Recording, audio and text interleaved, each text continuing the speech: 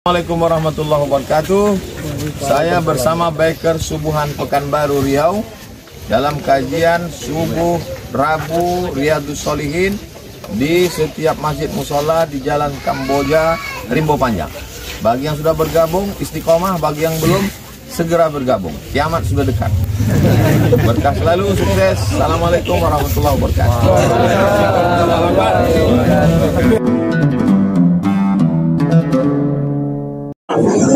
Assalamualaikum warahmatullahi wabarakatuh. Bismillahirrahmanirrahim. Alhamdulillahilladzi asra bi'abdihi lailan minal masjidil harami ilal masjidil aqsa. Asyhadu an la ilaha illallah wahdahu la syarikalah wa asyhadu anna Muhammadan abduhu wa rasuluh la nabiyya ba'dah. Orang-orang tua kami yang kami muliakan, Bapak Ketua RW, Bapak Ketua RT, pengurus dan seluruh jamaah Masjid Nurul Yakin, calon-calon penghuni surga. Semoga kita semua dimuliakan oleh Allah Subhanahu wa taala. Kembali kita memuji Allah dengan segala kebesarannya. Alhamdulillah kita masih diberikan kesehatan. Banyak saudara-saudara kita yang sakit hari ini, kita masih diberikan oleh Allah sehat. Banyak saudara-saudara kita yang sudah dipanggil oleh Allah Subhanahu wa taala. Alhamdulillah kita masih diberikan oleh Allah nikmat umur, sehingga sisa-sisa umur kita pergunakan dan kita manfaatkan untuk persiapan kita kembali kepada Allah Subhanahu wa taala. Intinya, sebagai seorang hamba yang beriman dan bertakwa, mari kita senantiasa perbanyak bersyukur kepada Allah Subhanahu wa taala kapan saja dan dimanapun kita berada. Salawat dan salam senantiasa kita sampaikan kepada junjungan alam, manusia yang amat mulia, manusia yang amat cinta dan sayangnya kepada kita. Dibuktikan oleh dia ketika Allah Subhanahu wa taala memanggilnya, menghadapkan dengan syakaratul maut, maka dia tidak pernah memanggil istri cantiknya Siti Aisyah. Beliau juga tidak memanggil ibunda tercinta Siti Aminah. Beliau juga tidak menyebut sahabat-sahabatnya, tapi yang dipanggil adalah jamaah Masjid Nurul Yakin. Amin. Ummati, ummati, ummati. Begitulah cintanya Rasulullah SAW kepada kita. Maka bukti cinta kita kepadanya, mari kita senantiasa perbanyak selawat kepadanya. Salah satu syarat untuk mendapatkan syafaatnya di yaumil mahsyar nanti adalah dengan banyaknya kita berselawat kepadanya. Allahumma salli ala Sayyidina Muhammad wa ala ali Muhammad. Assalamu alayka ya Rasulullah. Ayah bunda jamaah yang dirahmati oleh Allah Subhanahu wa taala, di bulan Rajab ini sebuah peristiwa yang amat sangat luar biasa yang tidak pernah terjadi kepada manusia siapapun kecuali kepada baginda Rasulullah sallallahu alaihi wasallam. Jamaah Nurul Yakin tak mengalami hal yang sama dialami oleh baginda Rasulullah sallallahu alaihi wasallam. Jangankan jamaah Nurul Yakin, sahabat-sahabat Rasulullah sallallahu alaihi wasallam, bahkan nabi-nabi yang lain juga tidak mengalami hal yang dialami oleh Rasulullah sallallahu alaihi wasallam. Pengalaman itu kita kenal dalam sejarah dengan peristiwa Isra dan Mi'rajnya Rasulullah sallallahu alaihi wasallam. Esensi dari Isra Mi'raj itu adalah menjemput ibadah yang menjadi barometer dari sekalian ibadah. Namanya adalah ibadah solat. Solat itu adalah barometer dari seluruh ibadah. Haji berkali-kali, umroh berulang-ulang, sedekah tak pernah berhenti, impak terus kita lakukan, membaca Al-Quran rutin kita laksanakan, puasa sunnah tak pernah berhenti. Tetapi semuanya menjadi barometer adalah ibadah salat. Kata Rasulullah, awwalu ma yuhasabu bihi al-'abdi yaumal qiyamah as-salat. Wa in salahat amali wa in fasadat amali sairu amali. Kata Rasulullah sallallahu alaihi wasallam, yang pertama dihisab nanti di akhirat itu, di yaumil mahsyar itu, dari seorang hamba adalah solat. Kalau solatnya baik, maka semuanya akan baik. Kalau solatnya tak baik, maka solat semua ibadah yang lain juga tidak akan baik. Maka solat itu adalah barometer dari seluruh ibadah. Solat juga disebut dengan nyawa dari sekalian ibadah. Maka malam hari ini kita tidak peringati Isra dan Mi'raj, tapi intinya kita menengok bahwa hari ini ibadah solat itu adalah ibadah yang super istimewa. Bukti istimewanya, perintah solat itu langsung Rasulullah SAW berhadapan dengan Allah Subhanahu wa taala. Perintah puasa, perintah zakat, perintah haji, perintah yang lain-lain, Rasulullah tidak mesti menghadap kepada Allah Subhanahu wa taala. Rasulullah tidak melakukan Isra, Rasulullah tidak melaksanakan Mi'raj. Tapi perintah itu diterima oleh Rasulullah di bumi saja. Lain halnya dengan perintah solat. Begitulah penting dan urgennya ibadah solat. Jamaah yang dirahmati oleh Allah Subhanahu wa taala, maka kalau kita menengok hari ini, ibadah solat itu bermacam-macam cara orang memandang dan melihatnya. Ada orang yang kenal dengan ibadah solat itu wajib, tapi dia tidak melaksanakan solat. Di Nurul Yakin seperti ini tidak ada. Di tempat lain masih ada. Tahu dia bahwa solat itu wajib, tapi dia tidak laksanakan. Ingat, bedanya muslim dengan kafir itu solat. Maka jamaah yang dirahmati oleh Allah Subhanahu wa taala, andaikan ada keluarga kita, andaikan ada tetangga kita, andaikan ada besti kita yang seperti ini, ingatkan dia. Apa namanya besti ya? Konco-konco pelangkin kita, ingatkan dia bahwa solat itu adalah urgen, penting dalam kehidupan kita. Dia adalah nyawa dari sekalian ibadah, barometer dalam sekalian ibadah. Kemudian ada orang yang sudah mulai solat, tapi solatnya belum rutin. Solat sudah, tapi belum rutin. Kapan teringat solat baru dia solat. Solat seenak dewe kata orang Jawa. Ada yang solatnya tahunan, Idul Fitri, Idul Adha. Ada yang solatnya mingguan, Jumatan saja. Datangnya bukan ikhlas, tapi karena segan dengan PRT, segan dengan tetangga, segan dengan mertua, segan dengan menantu, segan dengan orang lain. Solatnya mingguan. Ada solatnya yang tak rutin, maghrib solat, isya lewat, subuh tak solat, zuhur ikut. Ini tipe yang kedua orang memandang ibadah solat. Solatnya sudah mulai, tapi belum rutin. Yang ketiga, ada orang yang sudah rutin solat, tapi solatnya belum sempurna. Pertama, waktunya selalu molor. Yang kedua, bacaannya banyak yang belum benar. Itu solat yang belum sempurna. Yang ketiga, gerakannya banyak yang belum betul. Saya selalu mengistilahkan yang ketiga ini solat kilat khusus. Biasanya istilah kilat khusus ayah bunda itu adalah istilah untuk perangko. Dulu zaman kita main surat-suratan ayah bunda, biar surat cepat sampai, kita pakai perangko kilat khusus. Ternyata perangko kilat khusus ini istilahnya juga dipakai ketika sholat. Tidak tumaknina dia dalam sholatnya. Solat Isya 4 rakaat, Zuhur 4 rakaat, Asar 4 rakaat. Sempurna kita laksanakan. Benar bacaannya, betul gerakannya. Kita jaga tumakninanya.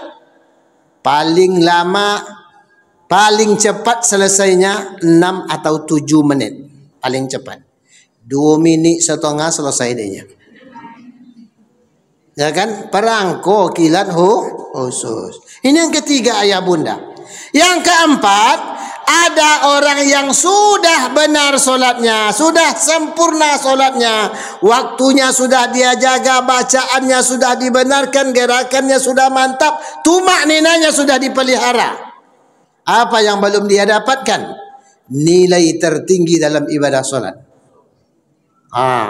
Betul sekali. Nilai tertinggi dari ibadah solat itu adalah khusyuk. Dan ini yang kategori keempat ini kebanyakan kita berada di sini. Kebanyakan kita berada di sini. Benar enggak? Ibadah solat yang paling tinggi itu adalah khusyuk. Kalau rajin solat, sudah banyak orang yang rajin solat.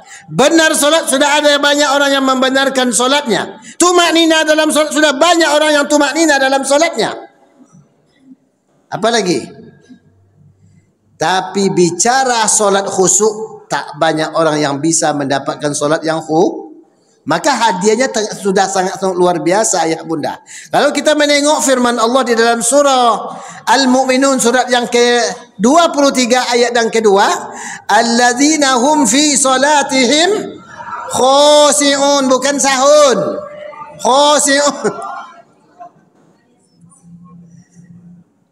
Apa kata Allah? Orang yang khusyuk dalam solatnya, di ayat yang ke-11 apa kata Allah? Ulaika humul warisun allazina yarisunal firdaus hum fiha khalidun. Hadiahnya solat khusyuk itu adalah surga PPIP, surga yang amat sangat tinggi dan mulianya, namanya surga Al-Fir. Itu hadiahnya. Nah, kalau demikian ayah bunda, hari ini kalau ada orang bertanya dengan kita, Pak, Bu, dari kete apa ibu lah solat, kela lah solat, godang lah solat, tua lah solat, sudahkah bapak atau ibu melaksanakan solat dalam keadaan khusyuk? Apa jawaban yang paling pas untuk pertanyaan ini ayah bunda? Halo? Apa jawaban yang paling pas? Dijawab belum, sia-sia solat kita ya bunda. Masa dari ketek-ketek lah gadang-gadang lah gaik-gaik lah tua belum juga solat khusyuk. Sia-sia solat kita kalau belum khusyuk juga. Dijawab sudah, dites nanti, diuji. Apakah bisa menjamin kita lulus usia solat khusyuk? Tak semuanya. Buktinya Imam Ali, bukan Sayyidina Ali, Imam Ali ketika dites oleh Rasulullah, diuji oleh Rasulullah untuk melaksanakan solat dalam keadaan khusyuk, Imam Ali tak lulus. Kata Rasulullah, kamu kalau bisa melaksanakan solat dalam keadaan khusyuk, kamu nanti saya kasih hadiah, saya kasih reward. Kamu boleh pilih hadiahnya. Saya punya sorban, ada yang hijau, ada yang putih. Kamu boleh pilih, mau yang hijau, mau yang putih, terserah kamu. Solatlah. Solat Imam Ali, selesai solat bergegas menghadap Rasulullah. Ya Rasul, saya sudah melaksanakan solat. Apakah kamu melaksanakan solat dalam keadaan khusyuk ya Ali? Khusyuk ya Rasulullah. Baik, sesuai dengan janji saya tadi, kamu saatnya sekarang memilih hadiah. Mau sorban yang putih atau yang hijau? Secepat kilat Imam Ali menjawab, yang hijau ya Rasul. Senyum Rasulullah mendengar jawaban Imam Ali. Kamu tidak khusyuk solat. Buktinya ketika ditawari hadiah, dikasih reward, secepat itu kamu menjawab yang hijau. Artinya apa? Dalam solat kamu tadi pasti mikir hadiah. Jamaah yang dirahmati oleh Allah Subhanahu wa taala, ini kan gambaran betapa sulitnya kita mendapatkan solat yang khusyuk. Saya kalau ditanya orang, Ustaz, apakah Ustaz sudah melaksanakan solat dalam keadaan khusyuk? Maka saya akan menjawab kadang-kadang sudah, kadang-kadang belum. Saya rasa ayah bunda pasti itu juga jawabannya itu. Ngaku aja lah. Betul kan? Karena itulah faktanya. Paling mencari jawaban paling aman, insya Allah. Insya Allah apa? Ya kan? Husuk atau tidak husuk? Maka jawaban yang paling benar menurut saya, kadang-kadang sudah, kadang-kadang belum. Karena itulah kondisi kita. Ingat ayah bunda, husuk itu ada dua. Ada husuk dalam pandangan Allah. Husuk dalam pandangan Allah, Allah tak pernah kasih tahu kita. Buktinya sampai hari ini kan tak pernah kita mendengar selesai solat, Bapak tadi husuk solat. Ada nak? Ibu tadi solat maghrib husuk. Ada nak terdengar seperti itu? Tidak ada. Tidak ada pernah dengar bisikan seperti itu. Maka husuk dalam ukuran Allah itu, dalam pandangan Allah, menurut Allah itu hanya Allah yang tahu. Si A husuk solatnya, si B husuk solatnya, si C kurang husuk solatnya, si D hendak husuk solat. Allah yang tahu. Dia tak pernah dia mengasih tahu kita. Tapi ada yang kedua, husuk solat itu ada ukuran kita. Husuk ukuran kita itulah yang kita katakan tadi, sesuai dengan situasi dan kondisi. Kalau bulan-bulan muda husuk kita solat. Iya bu? Iya bu? Kebanyakan ya kan, di Nurul Yakin tidak jauh beda maksudnya. Situasi pak. Maka hari ini kita punya anak kita soleh dan soleha, punya suami kita soleh, kita punya istri soleha, punya ekonomi mapan, punya kebutuhan cukup dengan tetangga, dengan jamaah, dengan warga, tidak ada masalah. Dalam kondisi seperti ini, insya Allah kita akan kita husuk, karena tidak ada masalah. Anak soleh dan soleha, suami soleh, istri soleha, kebutuhan cukup, ekonomi mapan, dengan jamaah, dengan warga, dengan tetangga baik-baik saja, nyaris tak ada masalah, insya Allah. Tapi coba sebalik, anak mada-mada yang sedang dalam penjara, yang sedang duduk tepi jalan pegang gitar dari pagi sampai sore, lagunya lagu barat, dia tak ngerti, awak tak tahu lagunya, ya kan? Ekonomi morat-marit, kebutuhan dapat pagi, tande sore, dengan tetangga, dengan warga, dengan jamaah, IG panjang aja. IG tahu pak bu, bermasalah semua. Hutang sudah menunggu, kredit rumah sudah menunggu. Coba, semuanya bermasalah. Berhenti solat? Enggak. Kita tetap solat. Tapi insya Allah dalam kondisi seperti itu, kita tidak akan husuk tak akan berhenti kita solat, tapi tak akan husuk. Kenapa? Banyak masalah. Penuh kepala kita oleh masalah. Tak akan berhenti solat, tapi insya Allah tidak akan husuk salat kita. Maka jamaah yang dirahmati oleh Allah Subhanahu wa taala, Imam Nawawi mengatakan sudah dinamakan husuk untuk tingkatan orang awam. Orang awam itu orang kebanyakan. Apabila ketika mengangkat takbiratul ihram. Takbiratul ihram itu takbir yang pertama sekali setelah lafaz niat solat.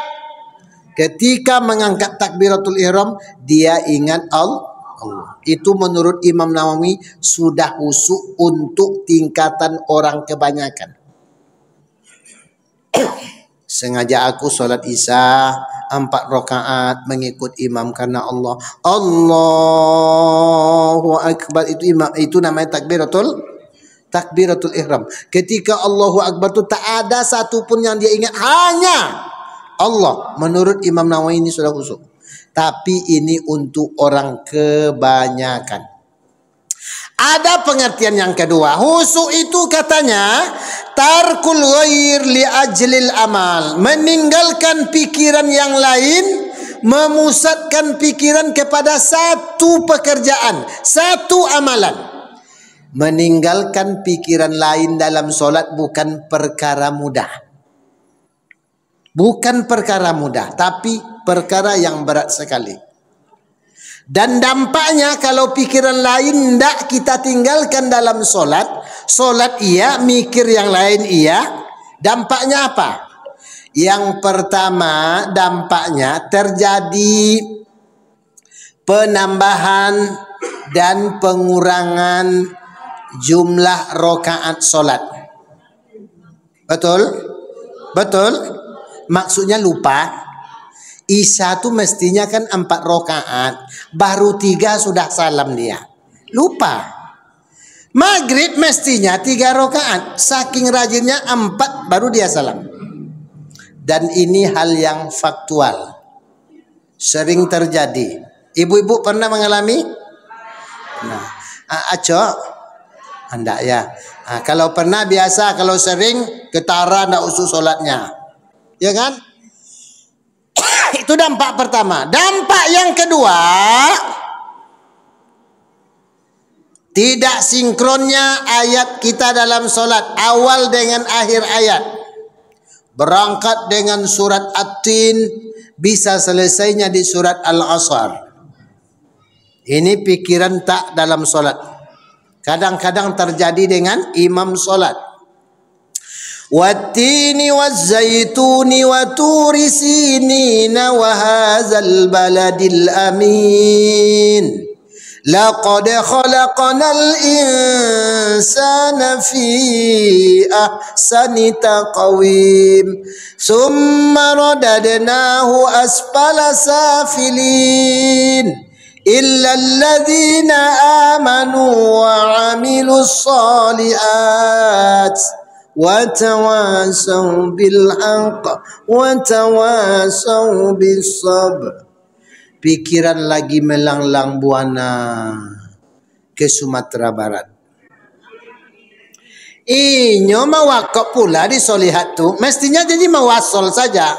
Illallazina amanu wa amilus solihati falahum ajrun ghairu mamnun fama yukadzibuka ba'du biddin alaysa Allahu biahkamil hakimin. Mestinya kan seperti itu. Kalau mewakaf di solihat, sementara kita tidak bisa meninggalkan pikiran lain dalam solat, ujung-ujungnya watawasau bil haq, watawasau bis. Dampak keduanya itu. Dampak yang ketiga, sesuatu yang salah taruh atau mungkin hilang di dalam solat, di luar solat, hidayahnya datang dalam solat itu. Bu, ibu buru-buru masak, habis belanja di warung. Karena buru-buru masak, dompet pulang dari warung main salah taruh saja. Selesai masak, dompet dicari, enggak ketemu, lupa di mana tadi saya taruh. Setengah mati mencari dompet, enggak ketemu-ketemu. Waktu zuhur pun datang, ibu solat zuhur lagi. Di dalam solat dompet yang setengah mati mencari ketemu. Oh iya dompet tadi di lemari ternyata. Pernah ibu mengalami bu? Oh, ngaku tuh. Ngaku ayah bunda. Jamaah yang dirahmati Allah, ini hal-hal yang selalu dan lazim kita alami. Ini terjadi karena tidak bisa tarkul ghair. Tidak bisa meninggalkan pikiran yang lain. Mestinya karena khusyuk itu adalah meninggalkan pikiran yang lain, memusatkan pikiran kepada satu pekerjaan. Kalau solat aja pikir.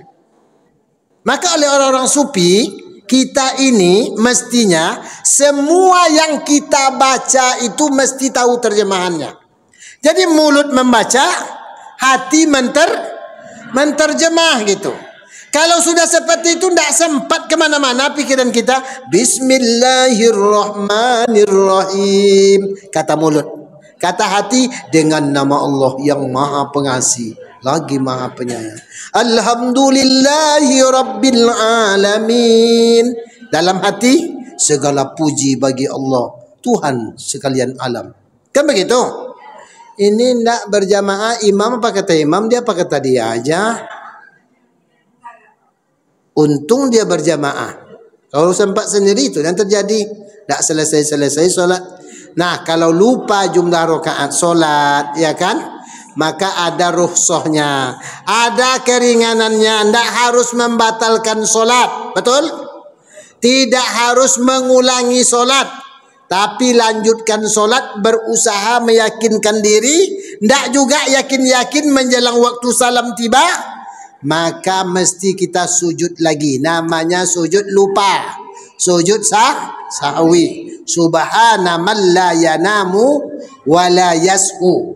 Kalau sempatlah, kalau lupa dalam solat lalu diulang lagi. Nanti ketika ngulang lupa lagi. Kapan selesai solat? Ini gambaran betapa hebatnya Islam itu, Bapak dan Ibu. Fleksibel. Ya kan? Islam itu mudah tapi tak boleh dimudah-mudahkan. Ada rukhsah, ada dispensasi ya, dispensasinya. Ada keringanan, dispensasi tempat air tuh. Ya, dispensasi. Ini pengertian yang kedua. Yang ketiga, khusyuk itu apa? Hudurul qalbi wa sukunul jawari. Menghadirkan hati, menenangkan anggota tubuh. Orang kalau hati sudah hadir dalam suatu amalan, dalam satu pekerjaan, insya Allah khusyuk. Saya selalu mencontohkan ayah bunda. Dulu kita ketika muda-muda dulu, waktu masih PDKT dengan ibu sekarang tuh, ibu masih PDKT dengan bapak sekarang yang di rumah tuh, ya kan? PDKT istilah anak-anak milenial sekarang tuh. Tuh tinggalnya di negeri ndak bertabuh tuh, tak ada di Google Map. Saking jauh tempat tinggal. Tapi giliran nak ketemu, biarlah hujan petir yang kuat mengkilat, gelap gulita, mesti berjalan begitu jauh. Giliran mau ketemu, kita akan berusaha untuk bisa kata apapun caranya. Betul? Maka orang tua mengatakan dek hati mati, dek mato buto. Sesuatu yang sudah kita kerjakan dengan hati, insya Allah khusyuk. Jarak yang jauh kalau dengan hati terasa dekatnya. Gunung yang tinggi kalau sudah dengan hati terasa rendahnya. Laut yang dalam terasa dangkalnya. Solat yang berat terasa ringannya. Solat yang tak khusyuk insya Allah akan Kenapa? Kita menghadirkan hati dalam. Tapi cobalah ndak dengan hati. Menggosok pakaian di rumah setrikaan, ya kan?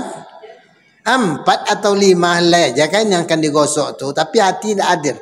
Banyak masalah. Gosoklah yang kurang panas. Tak selesai-selesai. Anak atau cucu sedikit mengganggu, kena marah sama kita.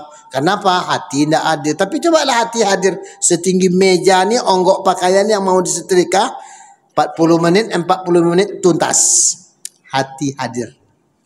Begitu juga solat. Khusyuk solat mesti kita kerjakan dengan hati. Yang kedua sukunul jawar. Khusyuk solat itu mesti tenang dalam solatnya. Tidak banyak gerakannya selain gerakan Berapa jumlah gerakan solat? Bukan rukun solat, tapi gerakan solat itu berapa jumlahnya? Tidak pernah dihitung. Pertama takbir.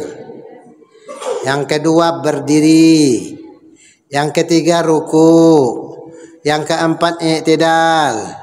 Yang kelima sujud. Yang keenam duduk. yang ketujuh sah. Itulah jumlah rakaat salat. Jumlah gerakan salat. Salat apapun yang kita kerjakan, berapapun jumlah rakaatnya, gerakannya hanya 7. Ulangi. Takbir, berdiri, ruku, i'tidal, sujud, duduk, salam. Selain dari itu tak termasuk gerakan solat. Sukunul jawar itu yang dipelihara. Pak Ustadz, kadang-kadang dalam solat ini ada yang insidentil Pak Ustadz. Kadang-kadang dalam solat kita diampai nyamuk Pak Ustadz. Nyamuk tuh kalau menggigit jarang yang tidak meninggalkan rasa gatal. Betul? Nah, pertolongan pertama pada kegatalan itu adalah garut atau garui. Betul lah? Boleh enggak menggarut dalam solat? Hah? Boleh menggarut dalam solat? Ini bagian dari rukhsah. Bagian dari keringanan solat. Ulama fikih membolehkan kita menggarut dalam solat, tapi syaratnya tak boleh berturut-turut. Ya kan? Garut dia, digarut dalam solat seperti ini. Kita baca solatnya. Alhamdulillahi Rabbil Alamin Ar-Rahmanir Rahim. Kita di atas sini. Boleh digarut sekali. Maliki yaumiddin Iyyaka na'budu wa iyyaka nasta'in. Hilangnya belum juga, gatalnya belum hilang juga. Lopio sekali lagi. Ya kan? Yang tak boleh itu Bismillahirrahmanirrahim. Itu namanya tidak sukunul jawar. Tidak sukunul jawar. Yang seperti itu tidak tenang dalam solat. Itu kalau nyamuknya menggigit di sini, tak jarang pula di kaki, di lopionya. Betul tak? Maka ada kita menengok orang dalam solat itu, Alhamdulillahi Rabbil Alamin. Kalau sudah seperti ini, kembali ke pengertian yang ketiga, ini disebut kurang khusyuk atau tidak sukunul jawabnya tidak ada. Saya pernah menjumpai seorang imam dalam sholat. Awal-awal saya hijrah ke Pekanbaru di sebuah musola kecil. Imamnya ambisius. Kalau ambisi biasanya ambisius. Ambisius itu over ambisi. Nainya saja ya imam terus. Ya. Mau dia aja padahal bagian diganti karena dia orang lama di situ, orang tua di situ, jadi silakan. Nah, cuma kebiasaannya tidak tenang dalam sholat itulah. Setiap bacaannya ada gerakan. Allahu Akbar. Bismillahirrahmanirrahim. Alhamdulillahi Rabbil Alamin. Memang begitu iramanya. Ar-Rahmanir-Rahim, macam kelapa dikunci angin. Imam adalah ikutan makmum. Kalau imam ghairil maghdubi alaihim waladdallin. Kata makmum, imam kita goyang. Makmum kompak. Goyang juga yuk katanya. Amin kata. Apa yang terjadi? Solat tidak khusyuk. Batal tidak, tapi tidak Maka untuk seorang imam itu berat tugas dan tanggung jawabnya.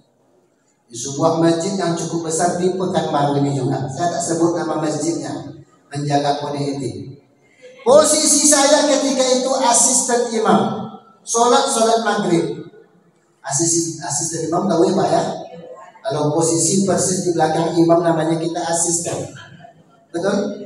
Betul? Anak kita asisten imam di depan kita, semua yang dibuat nampak. Alain pula imam yang satu ini. Kalau tadi ghairil maghdubi alaihim, ini enggak, mulai dari takbiratul ihram tuh sudah geram saya menengoknya.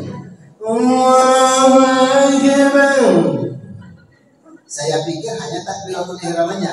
Mulai baca Al-Fatihah, tidak jelas bacaannya. Jangankan makhorijul hurufnya, bacaannya tidak jelas.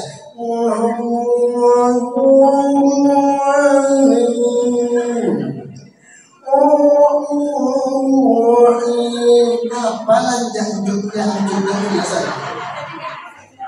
Nah ini juga ada rasanya mau setendang kan? Jamaah yang dirahmati oleh Allah Subhanahu wa taala, kondisi-kondisi seperti itu kalau kembali ke pengertian yang ketiga, tidak husuk salatnya.